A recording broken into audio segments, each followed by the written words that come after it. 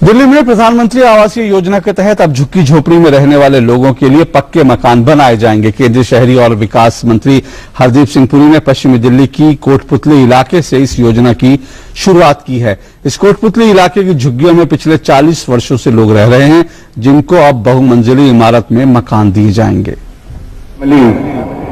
जो street performance है, जादूगर, सपेरे, कलाबाज, गायक, नृतक, वैद्य सब अपनी कला को यहाँ पे बढ़ाते रहे हैं और इसको सिर्फ इस कॉलोनी को नहीं बल्कि इस शहर के नाम को और भारत के नाम को रोशन करते रहे हैं।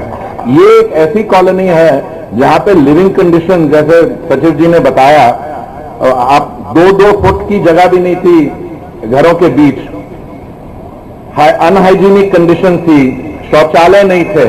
तब इसको इन सिटू ट्रांसफॉर्म किया जा रहा है। 1975 में भी लोगों ने स्लम डेवलपमेंट की कोशिश की, पर जहां पे लोग रहते थे उनको उठा के 200 किलोमीटर दूर सेटल करने की कोशिश की। ये वो ऐसा मॉडल नहीं है। ये आपको घर जो आपका रहा है 40 साल में, वहीं का वहीं आपको मॉडर्नाइज करके एक नई बिल्डिंग में आपको नया आवास दिया जा रहा है। और शेयर बाजारों में